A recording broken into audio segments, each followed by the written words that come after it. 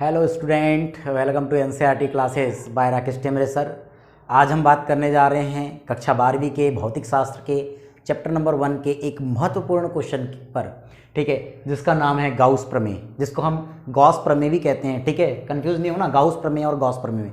Gauss प्रमेय या Gauss प्रमेय बात एक ही है। ठीक है, तो हम आज इस पर विस्तृत जानकारी पढ़ने वाले हैं। देखते हैं कि गॉस ने क्या कहा था या गॉस का प्रमेय क्या है, तथा साथ ही साथ हम इसका निगमन भी देखेंगे कि इसको किस प्रकार से हम निगमित कर सकते हैं। ठीक है बच्चों, तो आइए चालू करते हैं आज की क्लास। और आज की क्लास स्टार्ट करने से पहले एक बात फिर से कहूँगा मैं आपको कि जो बच्चे इस क्लास पर नए जुड़े हो तो प्लीज़ सब्सक्राइब कर ले और बेल आइकन को प्रेस कर ले, जिससे कि जब भी वीडियो अपलोड होगी तो सबसे पहले आपके पास पहुंच जाएगी। ठीक है बच्चों, तो चालू करते हैं आज की वीडियो। ठीक है, तो गाउस प्रमेय, गाउस प्रमेय है क्या? तो गाउस प्रमेय देखिए, एक वैज्ञानिक थे जिसका नाम है कार्ल फ्रेडरिच गॉस, है ना। एक वैज्ञानिक थे जिसका नाम है कार्ल फ्रेडरिच, है ना, फ्रेडरिच गॉस। ये गॉस बोलो या गाउस बोलते हैं इसको, गाउस, है ना, गाउस। ठीक है बच्चों, तो गॉस बोलो या गाउस बोलो बात एक ही है। तो एक वैज्ञानिक थे कार्ल फ्रेडरिच गॉस, उन्होंने एक नियम का प्रतिपादन किया। वो नियम क्या था? तो क्या कहता है कि कोई आवेश है ना, कोई आवेश है, किसी आवेश, इसने एक नियम प्रतिपादन किया। वो नियम कैसे प्रतिपादन हुआ वो बता देता हूँ पहले मैं। तो एक क्या था, एक आवेश है, उस आवेश के कारण, है ना, एक आवेश और उस आवेश के कारण किसी भी बंद पृष्ठ में उपस्थित कुल आवेश, है ना, कुल आवेश जो भी होगा, है ना, आवेश तथा उस बंद पृष्ठ से गुजरने वाले जितना भी विद्युत फ्लक्स है उसके बीच संबंध बताने के लिए एक नियम का प्रतिपादन किया, जिसे हम गाउस प्रमेय कहते हैं या गॉस प्रमेय कहते हैं। ठीक है बच्चों, तो हम देखेंगे आगे इसका नियम क्या है। तो नियम पर चर्चा करते हैं। गाउस प्रमेय, तो मैं आपके सामने बोर्ड में बता देता हूँ गाउस प्रमेय क्या है। तो मैं यहाँ से स्टेटमेंट इसका लिख देता हूँ गाउस प्रमेय का। तो हम यहाँ लिखते हैं, इस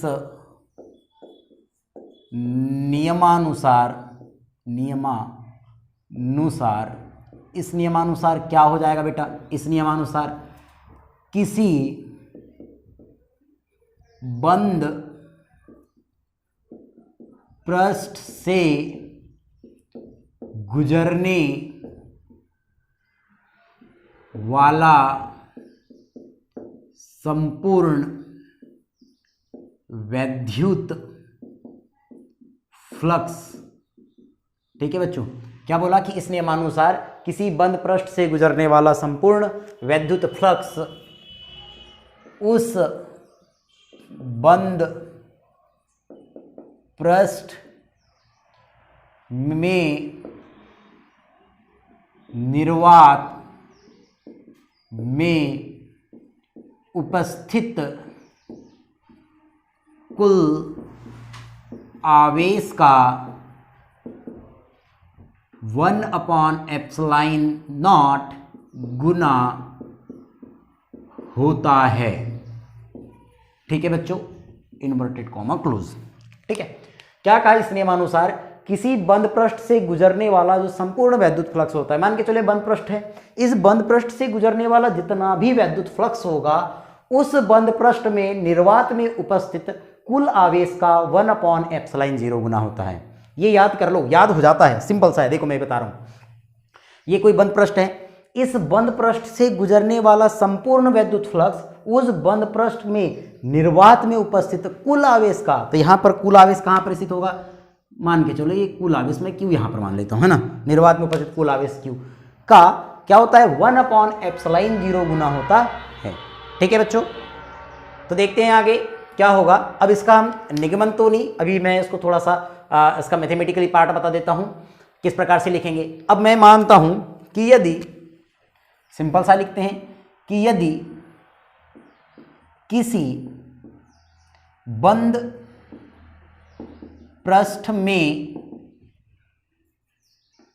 निर्वात में कुल आवेश Q हो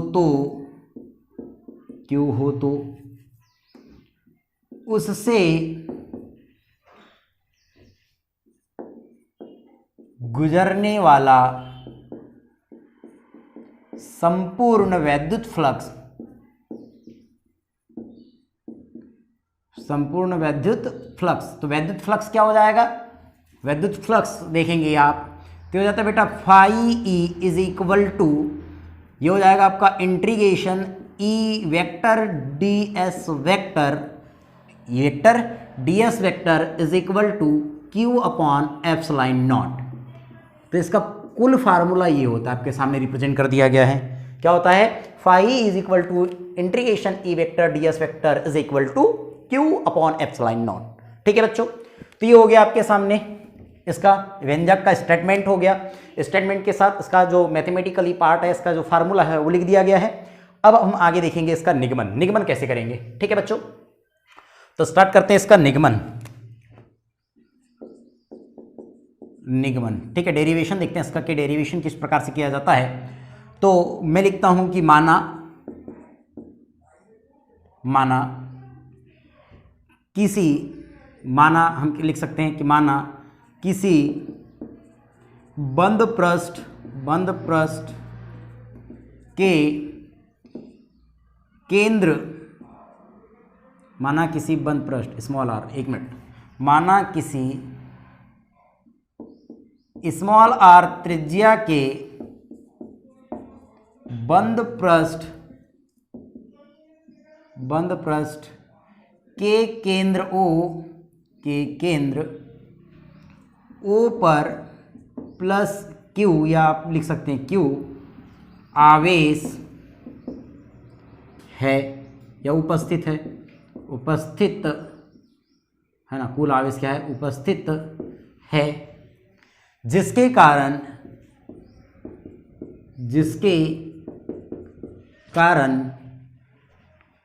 इस पृष्ठ के या पृष्ठ पर स्थित बिंदु P पर विद्युत क्षेत्र, सबसे पहले विद्युत क्षेत्र लिखेंगे हम।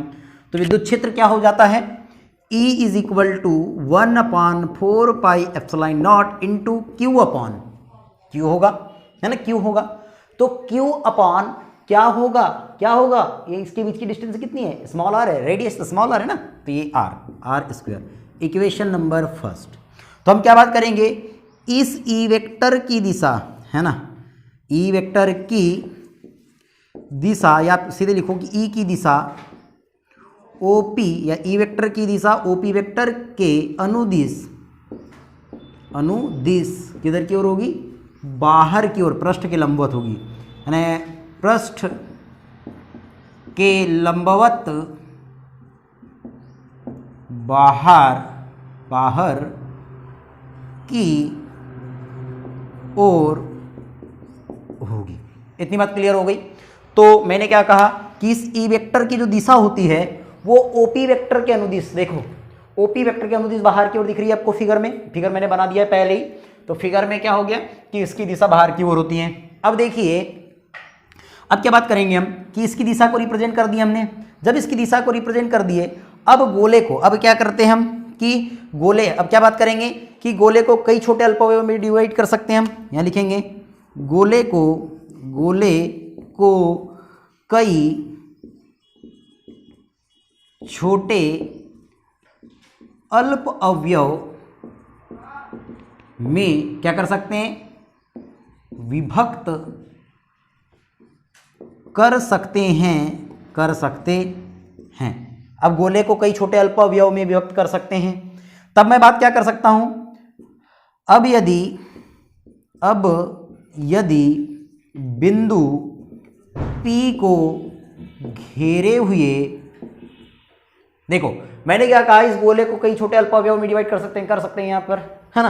अब यदि कहा कि बिंदु P को घेरे हुए, देखो बिंदु P हमको ये दिख रहा है, इस बिंदु P को घेरे हुए एक अल्प अवयव, घेरे हुए अल्प अवयव ds वेक्टर की कल्पना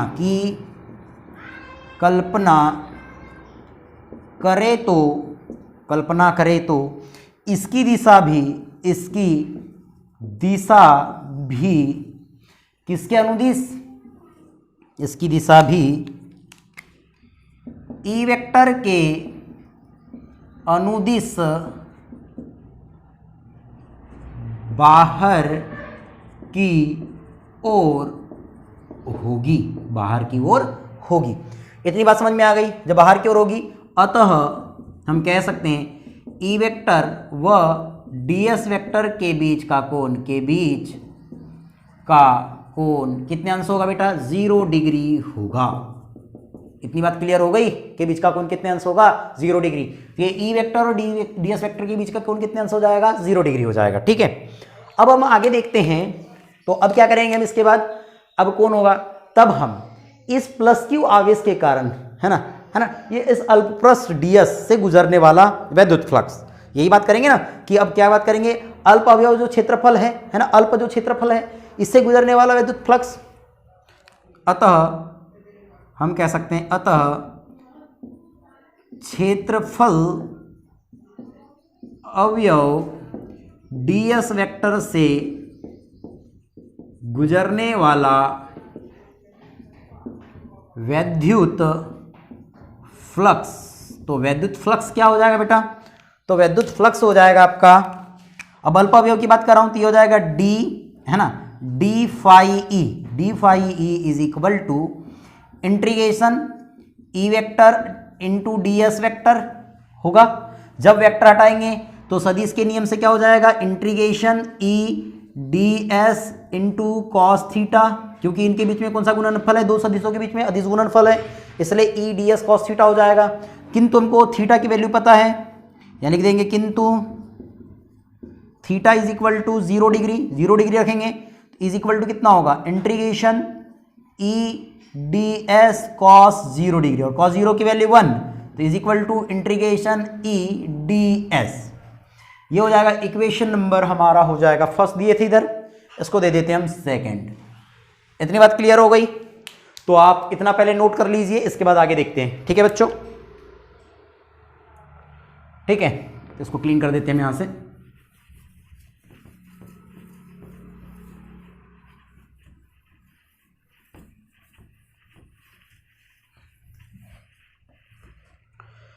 तो देखिए क्या हो गया? इक्वेशन नंबर 2 हो गया। अब मैं बात करूंगा समीकरण नंबर, है ना, क्या बात करेंगे यहां पर? समीकरण 1 से मान रखने पर, समीकरण 1 से मान रखेंगे बेटा। समीकरण 1 कहाँ था? यहाँ था ना, देख लीजिए आप क्या लिखा हुआ था, तो मैं वही बता देता हूँ आपको। क्या हो जाएगा? D phi E is equal to 1 upon, मैं ई की वैल्यू रखने वाला हूँ, तो हो जाएगा इंटीग्रेशन, ये हो जाएगा ई की वैल्यू रखूंगा मैं, ई की वैल्यू कितनी हो जाएगी? ये हो जाएगी 1 upon 4 pi epsilon naught into Q upon R square, और ये हो जाएगा ds। ठीक है, तब बात करेंगे, तब अभी हमने बात की है अल्प यानी क्षेत्रफल अवयव ds वेक्टर के कारण, यानी ds वेक्टर से गुजरने वाला विद्युत फ्लक्स। अब हम बोलेंगे अब संपूर्ण पृष्ठ से गुजरने वाला वैद्युत फ्लक्स कितना होगा?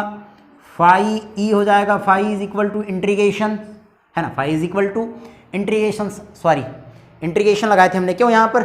या इंटीग्रेशन की वैसे आवश्यकता नहीं, इंटीग्रेशन नहीं होता। ठीक है, ये आप इसको हटा दीजिएगा, जरूरी नहीं है। ठीक है, ठीक रॉन्ग है थोड़ा सा। ठीक है, हाँ, तो अब क्या हो जाएगा? ये हो जाएगा phi integration D phi E, क्या हो जाएगा आपका? D phi.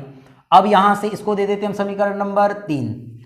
तो समीकरण 3 से मान रखने पर, मान रख दीजिए, तो हो जाएगा phi E is equal to integration. अब देखो डी फाई की वैल्यू कितनी है? 1 अपान, तो ये भी नहीं रहेगा यहाँ पर, 1 upon 4 pi epsilon naught into Q upon R square, और ये ds, ये कॉमन, ये क्या हो गया? नियत वैल्यू है, कांस्टेंट है, बाहर कर दो। 1 upon 4 pi epsilon naught Q upon R square integration ds is equal to 1 upon 4 pi epsilon naught into Q upon R square, और ds वेक्टर है। अब कितना बेटा यहाँ पर? ds वेक्टर है, तो ds वेक्टर को हम लिखेंगे, मैं यहाँ लिख देता हूँ इंटू, यहाँ लिखेंगे 4 पाई आर स्क्वायर। कारण लिख देते हैं यहाँ पर, चूंकि integration ds is equal to क्या हो जाएगा 4πr², मतलब ये गोले का संपूर्ण पृष्ठ होता है। ठीक है बच्चों, तो वैल्यू को पुट कर दिए। देखो 4 से 4 पाई से पाई, r² से r² कैंसल, तो phi E is equal to कितना बच गया हमारे पास, क्यू अपान कितना बचा, एप्सिलॉन नॉट। ठीक है, यही हमारा क्या होता है, अभिष्ट व्यंजक होता है। तो आपके सामने आ गया कि किस प्रकार से हम गॉस के प्रमेय को निरूपित कर सकते हैं, सरल से सरल। ठीक है बच्चों, तो इतना आप लिख लीजिए, इसको राइट कर लीजिए और समझिए, डेली पढ़ते रहिए, क्योंकि ये क्वेश्चन आएंगे इस बार और हर समय आते रहते हैं। बहुत अच्छा क्वेश्चन है, इंपॉर्टेंट क्वेश्चन है। ज़्यादा से ज़्यादा आप इसको पढ़ते रहिए और वीडियो पसंद आ रहा हो तो आप इसको ज़्यादा से ज़्यादा शेयर कीजिए। Thank you.